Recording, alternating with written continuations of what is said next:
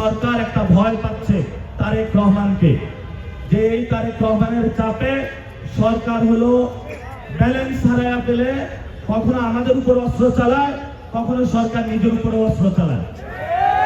আমি সরকারকে আহ্বান করব, ভয় পাবে না, তারেক রহমান একটা কাগুজে বাঘ, এটা আসল বাঘ না। টাইগার যদি বলেন তাহলে ইনকিলাব মঞ্চের ভাইরা তাদের সাথে থাকবেন। যদি আর হামলা করতে আসেন এই রয়্যাল বেঙ্গল টাইগারদের উপরে যদি হামলা হয়, বাংলাদেশের মানুষ কিন্তু বসে থাকবে না ইনশাআল্লাহ। এই যে সরকার মনে করে যে না কোনো পারমাণবিক বোম, আর তারেক রহমান একটা বেলুন, একটা সুই দিয়ে রেডি থাকবেন, এটাতে টোকা দিবেন, এটা ফুস হয়ে যাবে। পাঞ্জাবের জগতে একটি বিশ্বস্ত নাম, শাবাব এথনিক ওয়্যার। আমরা সরকারকে আহ্বান জানাবো, ইউনূস স্যার আমি ভয় পাইতে পাইতে লন্ডন চলে গিয়েছিলেন, ওইখানে একটা চুক্তি করলেন বিএনপি এবং সরকারি প্যাডে, যে বাংলাদেশে ইলেকশন হবে। কই আমরা তো এই শব্দটি শুনলাম না যে সুষ্ঠু একটি ইলেকশন প্রয়োজন। আমরা গণতন্ত্রকে রক্ষা করতে চাই। এখন আপনি বললেন যে একটা রোগীকে চিকিৎসা করা হবে, সেই সুস্থ চিকিৎসা আছে কিনা, অ্যাফোর্ডেবিলিটি আছে কিনা, সেটা তো আমাদেরকে লক্ষ্য রাখতে হবে। তো যেই নির্বাচনের জন্য তারেক রহমানকে নিয়ে আসার জন্য এত আয়োজন, বিএনপিকে নিয়ে আসার জন্য এত আয়োজন, সেটা তো আসলে কোনো গণতান্ত্রিক কোনো ইলেকশন হলো না। এটা ইলেকশনের নামে তারেক রহমানকে নিয়ে আসার জন্য নির্বাচন কমিশন কর্তৃক একটি সিলেকশনের মধ্যে এই সরকার যাচ্ছে।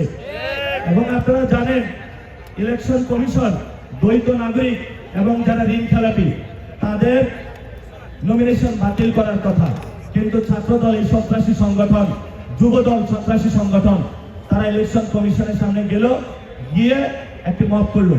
মব করার মধ্য দিয়ে এই ঋণ খেলাপি এবং যারা দুর্নীতিবাদ, চাঁদাবাদ, এদেরকে সংসদে নিয়ে যাওয়ার ব্যবস্থা করলো। ওসমান হাদি ভাই একটি কথা বলেছিলেন যে উনি বেঁচে থাকতেন যদি এই চাঁদাবাদ, সন্ত্রাস, দুর্নীতিবাদ তাদেরকে সংসদে দেখে উনি তাদের ঘুম হারাম করে দিতেন। কিন্তু ওসমান হাদি ভাইয়ের অনেক সহযোদ্ধা পৃথিবীতে এখনো বেঁচে আছে, যারা চাঁদাবাদ, সন্ত্রাস, দুর্নীতিবাদ। আপনারা মনে করবেন যে এক ওসমান হাদি চলে গিয়েছে, আপনারা খুব আরামে থাকবেন, লাভ নাই। হাজার হাজার লাখ লাখ বাংলাদেশে ওসমান হাদি তৈরি হয়েছে। ঘুম নয়, আপনারা যদি জেগে থাকেন আপনাদের জাগনাও তারা হারাম করে দিবে ইনশাআল্লাহ। যদি তোমরা মৃত্যুবরণ করো চাঁদাবাজি করে, সন্ত্রাসী করো, কবরের উপরেও কেউ আমরা লিখে দিব এই হলো চাঁদাবাজ, এই হলো সন্ত্রাস, এই হলো দুর্নীতিবাজ। যেভাবে মীর জাফরের উপর কবরের উপরে লিখে দেওয়া হয়েছে। শেষ কথা, নির্বাচন কমিশন তারা ইলেকশন গোল দেওয়ার চেষ্টা করতেছে, সিলেকশনের নামে তারেক রহমানকে আনার চেষ্টা করতেছে, এবং গতকালকে ন্যাক্কারজনকভাবে মিডিয়া ভাইদের উপরে হামলা হলো।